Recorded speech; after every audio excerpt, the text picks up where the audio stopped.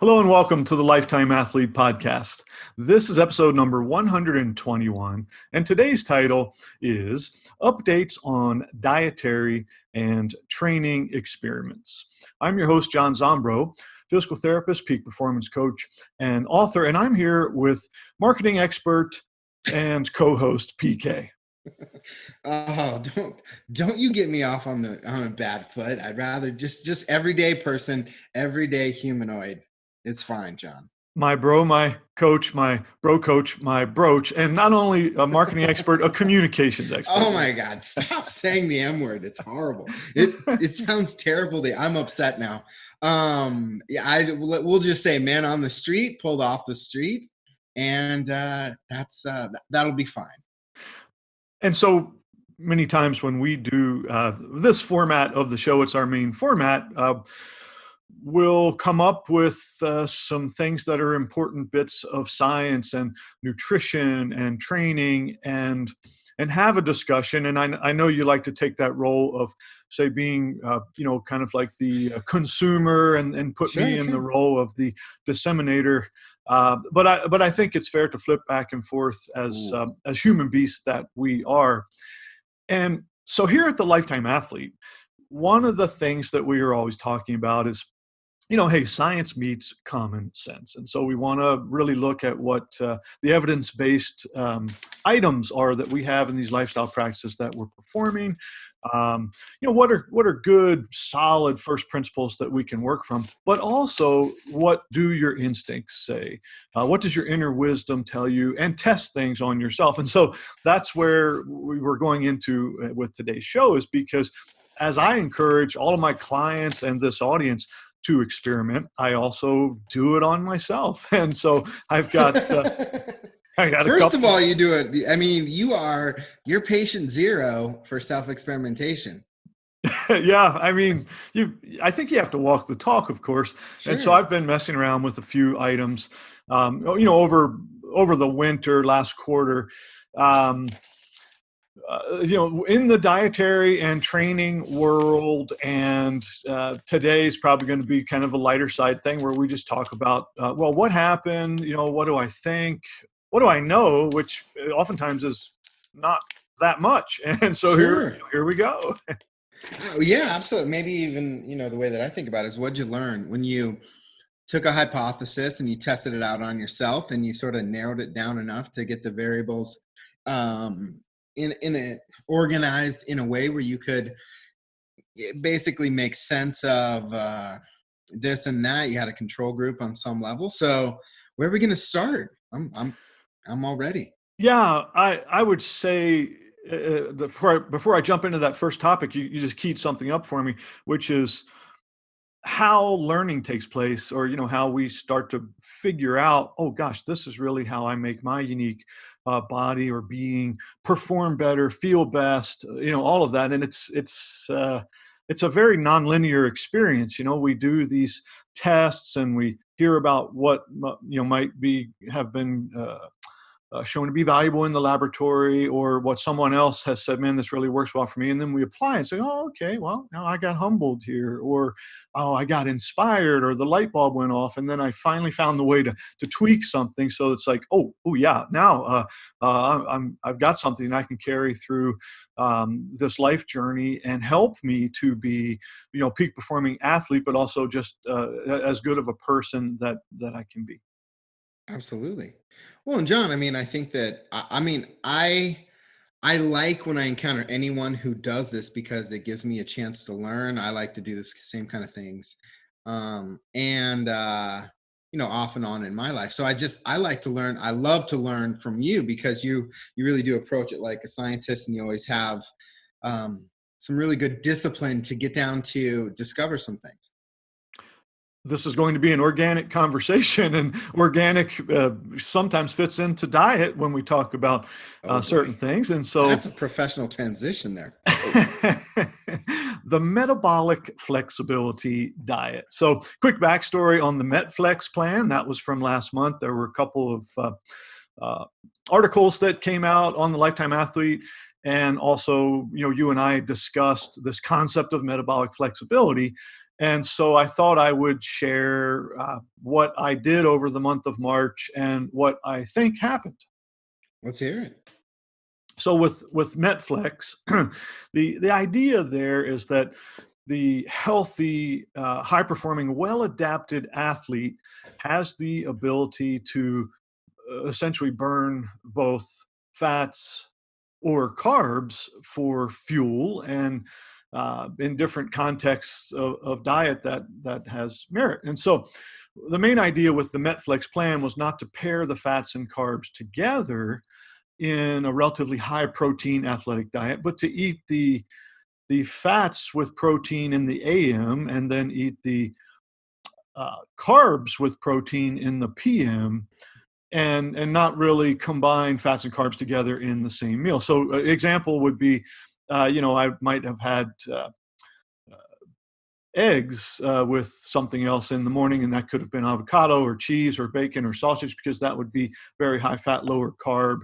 And then in the evening, maybe that was chicken or fish or lean red meat with then ample amounts of vegetables, and then a small amount of starchy things like potatoes or rice. And that was what I did for the most part for the month of March. And I had a number of other people as well. I'm still collecting some data from them on it, but the whole idea was to get these bennies of staying metabolically fat adapted, to be able to burn fat and have all that benefit and stable glucose levels, but also to effectively restock the glycogen stores in the muscles every evening, to Mm-hmm. then support high intensity athletic endeavors. Interesting. Okay. I'm tracking. So how did it shake out? Well, ironically, I felt no improvement in power output, and I really didn't see any measurable improvement in my work capacity or the KPIs or key performance indicators that I was using over the past 4 to 5 weeks. And so when you're talking about the kind of carbs that you were working in with the protein in the evening, you're talking about good clean carbs, right? Like what kind of nutrition were you consuming? Yeah. Basically, most of my carb sources were coming from fruits and vegetables of Mm-hmm. varying types, and then eating those in the PM hours of the day with the system that we set up. And if anybody wants to go back and kind of refer through it, it's Sure. very detailed. But here's the thing: I wanted to stay open minded. Sure. Isn't that one of our objectives here? We always want to be open minded and recognize that we're going to have biases, but also try to minimize those. And so I was trying to give carbs a chance, give them more of a chance, because we still have in both the Gen Pop and also the athletic population a very carb centric mindset, where it's like you've got to eat. If you're going to be athletic, you've got to pound carbs, because that's the only way that you're going to restock this muscle glycogen and be able to have high glycolytic power output. Mm-hmm. And n equals one says no. Right. So you sort of went on an exploration to take something that you were skeptical about, give it kind of going with a neutral, open state of mind, and you found that you did not have better performance in those activities that would typically have been supported by a more carb centric nutritional consumption. I did find that fairly definitively. Hmm. But here's where my open mind hopefully comes in: is it's still actually possible that I didn't train hard enough or long enough to really get into that need to, potentially, it's theorized, not necessarily proven, need to really eat several hundred grams of carbohydrate, every evening, to be able to come back and train again the next day. The best current science is very supportive of um, the concept that long term, and long term would be a key word that many of the, let's say, fatally flawed studies don't utilize. The long term fat adapted person restores muscle glycogen on a low carb diet just as fast or even faster, in one particular study, actually called the FASTER study. It was an acronym, ironically, than the carb dependent athlete. So to be clear, there still may be this case where, if you're working out for several hours per day, fairly hard, back to back, there might be there's going to be a more discernible benefit to carb consumption. But if you're kind of like Joe average like me, and you're training, say at best over the month of March, 60 to 90 minutes a day, and only a small fraction of that was high intensity, I didn't create a need for carbohydrates to maintain technically my best performance. Hmm. What do you mean by the long-term fat adapted? What's long-term refer to? Well, I've been eating a fairly low carb diet now for, gosh, I want to say going on 6 years. Sure, sure. And again, what the research supports is that people who go 12 to 18 months Mm, mm. um, on a low carb diet, they actually get most of these enzymatic and metabolic upregulations, where they're very efficient at using stored body fat or ingested fat Mhm. and protein for fuel, and also creating, we don't need to eat glucose. We make glucose. We can make it from fats, protein, or carbohydrates. But uh, the studies support that the body just, I mean, it's a brilliant, ancestral design. It's like, okay, if I need to make some Hmm. glucose, or need to store some, storage form of it, which is glycogen in the muscles and liver, I can do it. And so that's kind of what the research supports. Although, again, in the sports world, carbs are adored and they're defended. There's a lot of marketing involved, um, but I guess my point would be maybe they're not questioned enough or tested enough. Sure. They're also desired. Let's add that into adored and defended. I mean, there's that they're also, people want to eat them for different reasons other than performance. So that's also worked into that mixture. I'm interested in, I know you're going to continue experimenting, but what were some of the, I'm sure you have a list of takeaways that you had from this experiment. What were they? Well, I gained 4 pounds last month. You diesel, you did not. Really? Well, it wasn't all that. I mean, if you apply, how like in photography, they have the rule of thirds as far as like, you've got your foreground, your subject, your Sure, background, you hear sure. about that. Well, there's also kind of a rule of thirds that, multiple people have put out with regards to bulking or massing or gaining. I know Mike Israel's group at Renaissance Periodization likes to refer to this as well. That basically, in the presence of let's say a caloric surplus and plenty of protein and strength training, you're going to gain weight. But what you're going to gain is about 33% muscle, 33% fat, and then also some water retention because of the metabolic factors there. And so I put on 4 pounds pretty rapidly, over a month. And what I learned from that is that if you're trying to gain weight, carbs really help you. I mean, if you want to make gains, get just gains and gains in body mass, not all of it's lean Sure, body sure. mass. Put carbs in your diet, and the research supports this, that you will be more easily able to gain weight. And I would go back and say one thing about, sometimes we get very muscle centric as well, carb centric, muscle centric athletes. But lean body mass also includes bone, and it includes organs. And so sometimes I'll have a client who, man, their clothes are fitting great, they're feeling great, and they've lost like 1 pound over multiple months. But I'll say, well, yeah, but let's do a few measures that we can do, because the data really suggests that you've gained some muscle mass, you've lost some body fat, your bones are now denser and stronger, and so are your organs beefed up a bit. So again, just putting all that into context. Oh man, it's funny thinking about, like strength training your organs. It's just a silly thought. All right, carry on. What else did you learn? The beast is the beast is the beast, right? And so, that isolationist view of thinking, I mean, we're taught to do that, but really the body is the body, the being is the being. And so, yeah, you can't really grow muscle without growing bone and a bigger liver and kidneys. But anyway, back to this. Part of it was that those very low fat dinners that I had been eating, so if you Hmm. eat like a plain chicken breast. Maybe it's got some seasoning on it, but not like, it doesn't have olive oil and that kind of thing. And maybe you have some vegetables, but there's no butter on it.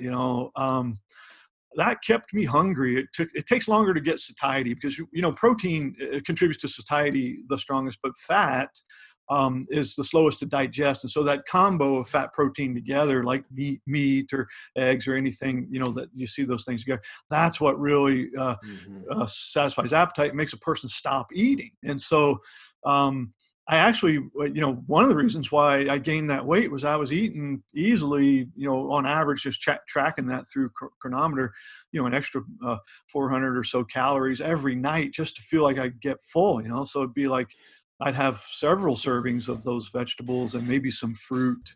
And it's finally like, okay, now I can stop eating because I can make it through the night. And so, again,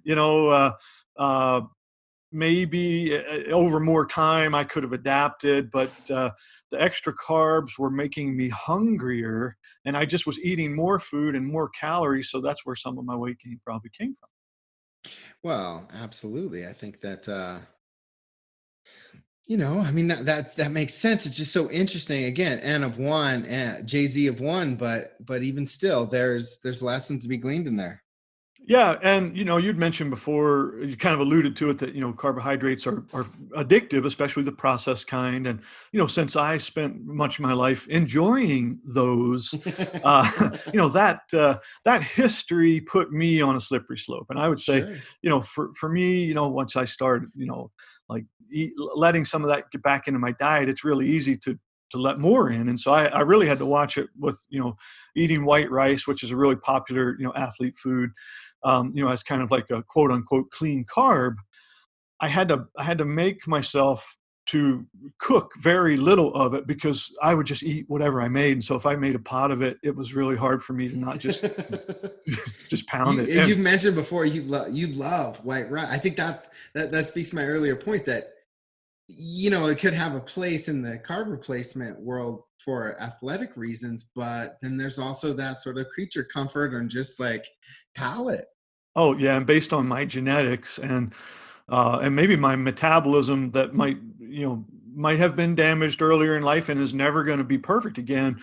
Um, White rice is like candy, I mean, and what I mean by that is, it converts to sugar Yeah. very, very rapidly in the bloodstream. It's high glycemic for most people, but Yeah. me in particular. So I can eat like say a sweet potato, which I don't like as much as the white rice. And, I don't get the huge postprandial blood sugar spike, but if I eat the white rice, I mean, it makes me pretty much pre-diabetic. And so it's like, man, lesson learned. Your mileage may vary, you, PK, and Sure. audience, but, for John Boy, just keeping carbs a little bit on the lower side and, maybe just really watching out for not eating very much of the ones that I've identified to be triggers over the years. Sure. But super honest and, honest with yourself, I mean, and you're just testing this stuff out. It came from an open-minded place and you came out on the other side again from a very sort of neutral, just considering it like data, despite what your desires are. What else did we do last month? Oh man, actually, uh, I started in way back in December of 2019. If anyone can remember that far back, I started with this. Let's call this experiment the poor man's sauna, and and I kind of had talked about it, I think, on the show a couple times. Well, finally, I got the experiment finished and the data collected, and I'll also have a video out this week to explain that more descriptively. But what I wanted to do was take a full 3 months and compare a couple of things. So first of all, if we just talk about sauna in general, and maybe you should say sauna, whatever. We know that the research is very strong that regular sauna use decreases cardiovascular risk. It improves aerobic fitness. It is correlated positively with longevity. And Mhm. there also are these detoxification benefits where, it helps people to rid themselves of accumulations of toxins like heavy metals. So all those things are not debated. They're known, to varying degrees. Um, and so what I wanted to do is I wanted to compare using a traditional sauna, sometimes called traditional Finnish sauna, Hmm. whether it's wood fired or not, really hot, dry, with the infrared sauna, which I have a little phone booth, here at home, which I can utilize for that purpose. And then also with the bringing it back to the 70s, the old style vinyl suit that you could work out in, and I happened to pick one up a few years ago at a party. It, even on the box it says sauna suit, the classic What kind sauna suit. of side note? What kind of party were you? Don't answer that. That'll be a follow-up episode. I can say it was a white elephant Christmas party, and that thing kept going around. Nobody wanted it, but I was like, I got to have it. So that, I I love guess, it. this idea Okay. got hatched a long time ago. So anyway, what I did finally, to make it clear, I had limited access to the traditional sauna, so that's one of the reasons why it took me so long. I have a friend who's a carpenter who has a really nice wood-fired sauna, and then also, a couple of places around our community, have some commercial ones. That's where I was doing the traditional sauna work. Um, and at about 215 degrees, couldn't take it for a straight 30 minutes, so would do about 10 minutes, step out for a brief cool down, um, go back in and repeat that for 3 cycles, so I'd get 30 minutes of exposure. With the infrared, it would run at about 135 degrees, so that the heat's not really the factor. It's the infrared rays that are working on you. 30 minutes continuous in there. And then with the sauna suit, I put on pretty much like a double sweatsuit underneath the sauna suit, with a hood and a hat. And in a 70-degree room, I just did kind of a light circuit workout for 30 minutes. And the circuit was deceptively challenging, actually, because 30 seconds on, 30 seconds off. So I'd do 30 seconds of um, body weight squats, rest for 30 seconds, 30 seconds of push-ups, rest for 30 seconds, and then 30 seconds of jumping jacks. And so 10 cycles of that, essentially, to get through. And wow, that was a good workout. You get a real good glow on from that. And also, I should mention that I was measuring some things. I was not only, hoping to get those health benefits and some subjective things, but I wanted to look at what the body weight change pre-post was. And Hmm. so that was via sweat loss. And so I would just get on the scales before and after. And since it was only 30 minutes, I didn't drink during, but I would rehydrate heavily afterwards with plenty of salted water. So I was looking at body weight. I was looking at heart rate immediately post. And so as soon as I got out of the saunas or finished the workout, I would just check my pulse rate to see where it was, and also body temperature using a thermometer. So those were the things that I measured, and the results were interesting to me. And like I say, I've got them charted out for the video, but I can say a few things. Well, please do. If you can't, then we're in trouble here. Yeah. So lay it on me. Yeah, when have I ever not been able to say a few things?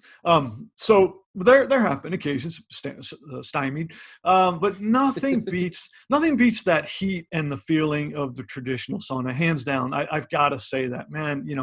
Wow. I mean, it's the real deal. And someday I want to have one. It's a big investment, but it's just so powerful and amazing. You get in there and you bake, and then when you're finished, you have this, just that feeling. It's fantastic. So I'm going to say that, first of all, that the feeling of the traditional sauna won hands down. Okay. But um surprisingly, the double sweatsuit workout, or I guess it was kind of triple with the vinyl over it, it caused more sweat loss. So, total weight loss difference was greater in the workout than it was in either sauna condition.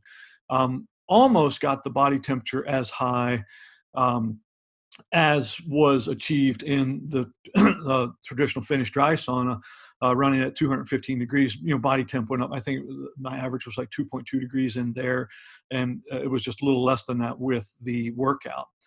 And also the workout, which is no surprise, highest in heart rate. Hmm. Post-exercise heart rate was a little higher than it was coming out of any of the saunas. Interesting. Okay. So I thought you were going to keep going there. So what'd you learn? What's ultimately, if you said, okay, we're comparing all this, what'd you learn? Well, I would say I am convinced, as are many people, that saunas are awesome and good for us. And if we can get that benefit on some level of frequency, a couple times a week seems to be well supported in the literature, and that was kind of my experience. I mean, subjectively, I think you tend to feel really good, and maybe there's a great benefit to that on multiple levels of life and health and fitness. But um, really what we're trying to do there is heat the body up, sweat a bit, release these heat shock proteins, all that's again becoming fairly well known. So my recommendation is for anybody to get a sauna effect any way that you can. Hmm. Hmm. And so the drum roll, please, would be that the infrared sauna is fine. It's they're inexpensive and they have unique benefits. One of the things is you get a fairly good heating and sweating of the body without the perceived heat stress that you get either Mm. from the Hmm. workout or the hot sauna. I mean, when you're in the hot sauna or you're getting to the end of that workout, I mean, you're really looking forward to the end or getting out. Whereas in the infrared sauna, you just don't feel that as much. Hmm. Um, but I guess my point was in my N of one, the sweaty workout is pretty doggone good. And, based on how I felt and also the measures that I took, um, it might be a great home COVID sesh for people Mm. to shake things up a little bit right now. It's like, hey, look, you're doing some home workouts. You could use my little Mickey Mouse 30-minute circuit, whatever you want to do. You don't even have to have the vinyl suit, because if you put on two sweatsuits in a warm room, or if you have like a nylon, shell type stuff on the outside, you're going to do a little more laundry, of course, we accept that. But yeah, you can uh, get your glow on, and I think it's valuable. So that's what I would recommend is like, hey, no matter how you do it, there's a way. And back to the original topic I had, poor man sauna. I'm all for it. I don't think you're losing much. Interesting.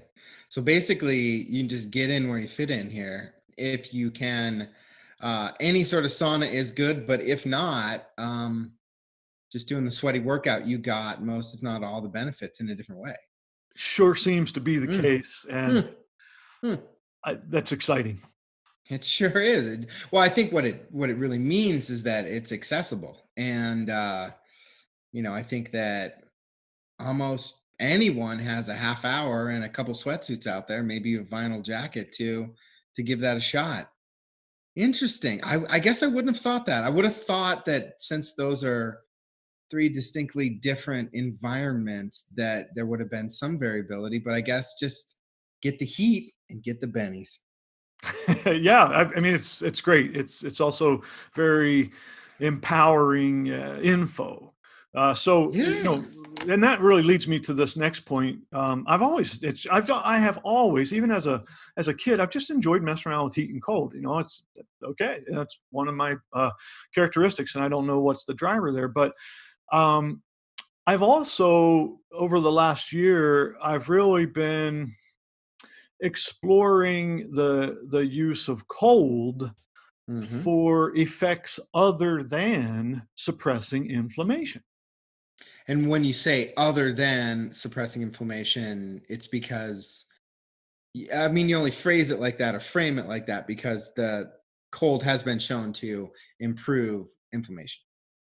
Yeah, and particularly, I mean, obviously, when we have these acute injuries, you might put an Sure, ice sure. pack on. That's one example, but the main one is the use of these cold tanks. And so, for years and years in the training rooms, there'd be like the stainless steel tank and the ice cubes, and the players would get in, try to stay for oftentimes 4 minutes, and this was a protocol. And then more recently, we've gotten uh, enlightened about all the health benefits Hmm. potentially that happen if you do regular cold exposure and do it long enough to really get the chill and really drive a lot of those changes in the body. Well, okay, that's a known thing, and the data has become fairly clear that if you want to maximize your adaptations to training, Hmm. you wouldn't do those cold soaks, because it curbs your inflammatory process so strongly doing it long enough again, uh, that you inhibit some of the adaptations that happen from training. Mm, But if in the case of the athlete that needs to compete or train hard, again, close together, back-to-back days, you just got to come back as quickly as you can, even if you have a few percentage points less gains. Then that's where doing it in like that full body prolonged manner is going to be most valuable. But here's where I look at it differently. Okay, that's either to do it or not to do it, whether you're hmm talking about speeding up recovery versus making gains. But if you don't stay in very long, and obviously this depends on the temperature, you mainly get this metabolic upregulation and excitatory effect. So a quick dunk can just kind of rev up your sympathetic nervous system, get you kind of and What do you again mean this by quick? Let's say you were talking about a cold tank, like you're saying, like with some ice water in yeah. there. And well, I mean, that's why I said, it time and Of temperature. course, it varies, but let's just Yeah. say, I mean, what do you mean by a short? Yeah. So if you're dealing with like 34 to 36 degree water, I mean, you might be in there for 30 seconds. If you're Mm-hmm. dealing with 55-degree water, it could be 5 minutes or something. So Mm-hmm. that's Sure, that's short variability. enough. Yeah, Yeah. because you're not truly driving core temperature down and shivering with those exposures. That's the point to make. We just want to have that quick dunk. Well, what that does is it excites the sympathetic nervous system, and upregulates fat burning, some other things. And so if you use it ironically as a pre-training or pre-event exposure to get up, I mean, it's kind of funny that you use cold for warm up, but in a way, yes, you can do that. And so if you have like you're going to go out on your mountain bike, and maybe you've got this section on the trail that's like from tree to tree or rock to tree, and you're like, every time I go by it, I blast that thing. Well, if you took a quick cold dunk, maybe in the stream or something out there, keeping it natural, got redressed, and then once you got going again, you'd probably break your personal record having done that. So you can use it kind of as a primer again for based on the temperature for a quick dunk or a quick soak. Interesting. Okay, so it can rev you up. Yeah, and I like you use good words there, like prime, rev, cue, activate, potentiate. Those are better words than warm up, because that just sounds too discordant. But yeah, you can use cold for that. And I've been kind of messing around with that. I think, oh yeah, I've done it enough to say that, yeah, that really can help you. And you can do the same thing with a cold rinse in the shower when you finish off. If you really want to be sharp for a meeting or something like that, and have that extra spring in your step, maybe not during the coronavirus pandemic going to the office, but going to your remote work center. Yes. So enough said on that. And then I would say, if you just want to, again, now this I have to explain this to make it not controversial. Let's say you do a hard workout, long workout, hot workout, that really, that feeling, the body is drained, but it's staying activated, it's still kind of amped and ramped, and you're tired from the workout, and you want to get back to your baseline, back to Mhm. that parasympathetic nervous system, rest and digest. Now you can use, I'll say cold, but cool might be better, to just, again, briefly for a couple minutes, take a cool rinse, take a cool soak, after that heavy duty workout. It'll bring your temperature back down and help with bringing the heart rate back down, so that now you get back to the parasympathetic state when adaptations happen. So during this, when you're doing things, that's sympathetic. That's really a breakdown state. We make the gains when we get back to the chill zone. And so Mhm. again, if you don't do it too long, you're not going to suppress your adaptation. You're just going to get back into the adaptive zone more rapidly. Interesting, interesting. So let's maybe say let's say we're doing this in the shower. And so we have our, we have that cold water coming out of the ground. What do you think the temperature would be on that? It depends on where you live, first of all, and whether you have a Sure. well or municipal water. But most places, except for let's say the heat of the summer, in some places, that water temperature does go up. But because it's underground, you're really Sure. looking at in the 50s. And like Got it. water coming out of my well. it's 300 feet deep. So most of the year it's like 51 degrees. So it's pretty cold. Okay. So let's say in the 50s, let's say mid 50s. Mhm. And what do you mean by just kind of a brief cool soak or cool shower in this case? What would be brief? Yeah. A shower, you could probably go a little bit longer than you would with a full body immersion, particularly with a head dunk. Again, according to Mm-hmm. the research. But Mm-hmm. I would say, 2 minutes in the water, maybe underwater tank, and then 3 in the shower, just Sure, enough, sure. so you don't feel it's not overly stressful. It's more calming because it's pulling you back to midline.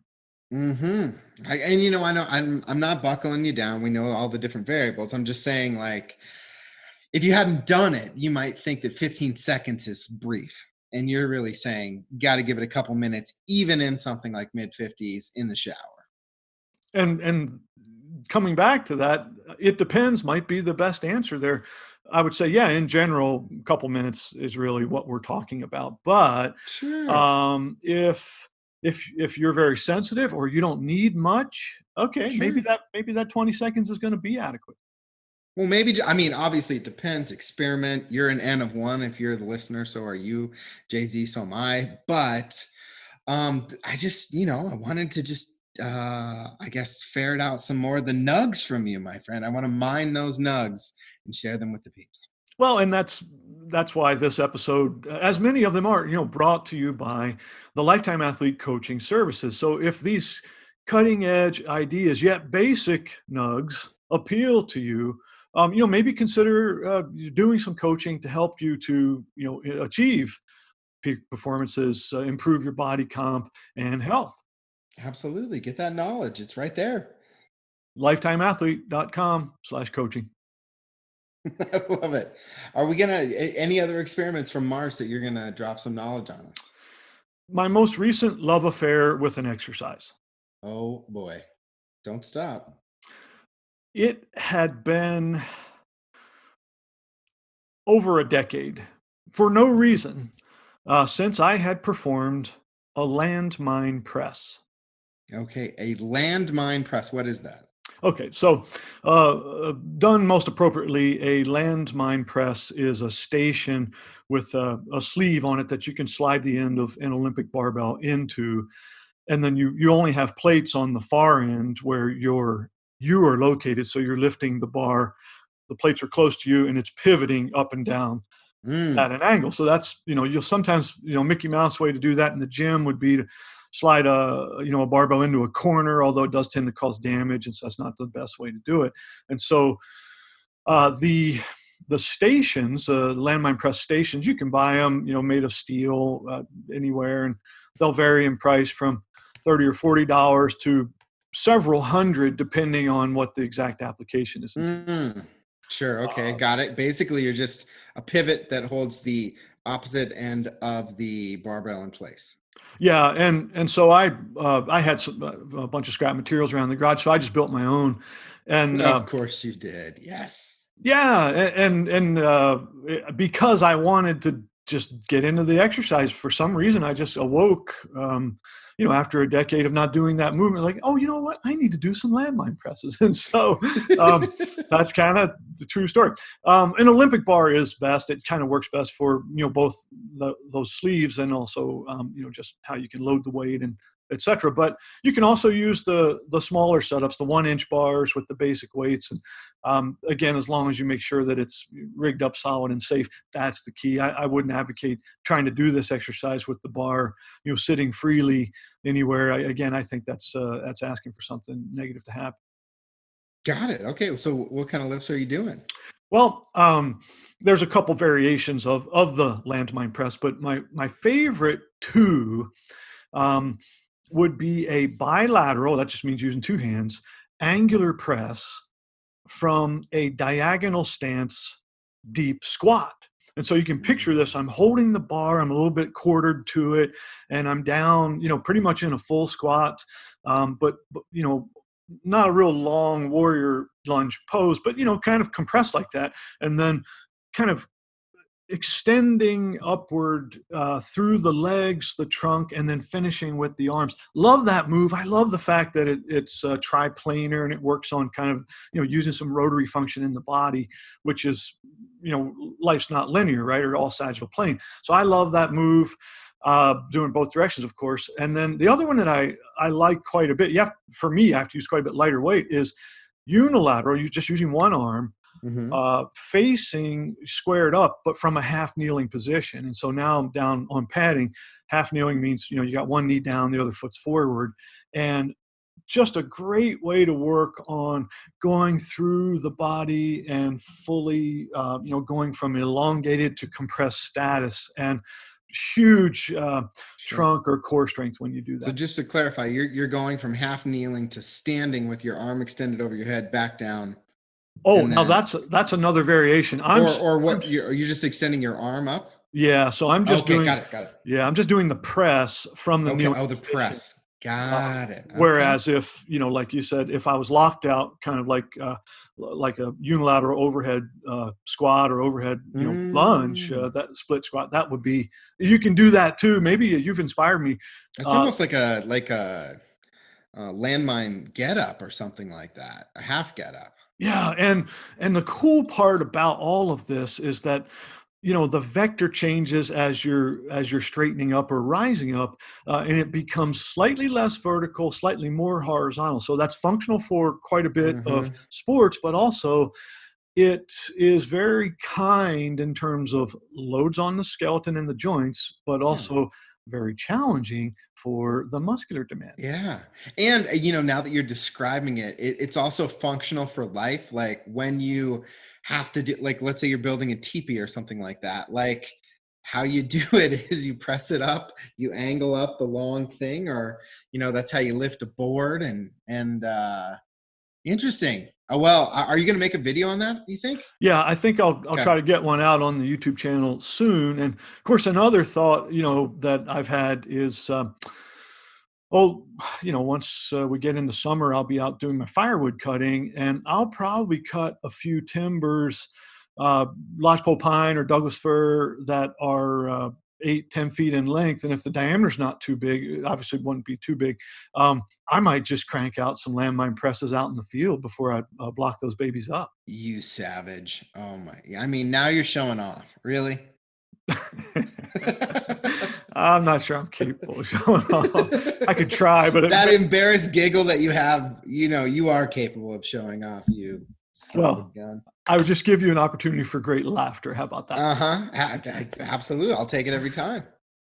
Oh, cool. Well, so I mean, those were the experiments I've been involved in. Sweet. Just going back, say, hey, folks, explore this idea of metabolic flexibility. See what happens for you. It's a healthy diet, so you're not going to go wrong there. Look at the concept of the poor man sauna, aka the sweatsuit workout. Um, Fool around with cold and see how it can help you to get up as well as down, and for the things you're doing, and then also um, safely explore the landmine press exercise, if you can rig something up safely, again, because it's wonderful. I love it. I tell you what, I'm going to be experimenting with that myself. Yeah, just in closing, I'd say if you're finding the show useful, enjoyable, or if you've been listening for a while but you haven't yet left us a review, oh, please do. Absolutely. I mean, if you're with us, we're almost 45 minutes in right now and you haven't left a review, I tell you what, it sounds like you're a 5-star kind of a guy or gal, and we'd appreciate it. I'm feeling the love. So coming up, just a few cool things that are going to be happening. Cool. I want to show that landmine press. I've got that kind Mm-hmm. of as a Mm-hmm. plan on a video. There's a sandbag workout. So I'm a big advocate of using the sandbags, and You I'm gonna sandbagger. yeah. And I've had a few people recently ask me, hey, you know what? I'm going to put together some kind of a sandbag right now for working out at home. Can you show me a few exercises and maybe a workout sequence that would be easy to do? Yes, that's going to be up. We're going to look at some foot-based topics, and these are ones that have always been kind of I'm passionate about. They're in my area of specialization. I want to revisit the annual revisit, essentially foot function and pronation, share some new research, and also help people to get a better understanding of how critical it is to know what's happening at your foot, and then also maximize it for your health and performance. And then lastly, it won't be too long, we're going to do a strategic view on the demon. Let me say it again, the demon known as plantar fasciitis. Oh, I tell you, people, it is going to be a takedown. It's going to be WWE from the top ropes, expose, page 6, National Enquirer. I'm telling you, it's going to be all those things and more. The demon is going down. Well, we're a team, we're a tribe, so what we'll all be doing is roundhouse kicking to the face at mediocrity, self-doubt, For adversity. me, to the ankle. Yeah. Oh, I'll stop. But hey, listen, stay to UPK and everybody else, stay safe, stay healthy, stay peak performing, be hard to kill, and always, of course, always, always, always be a lifetime athlete.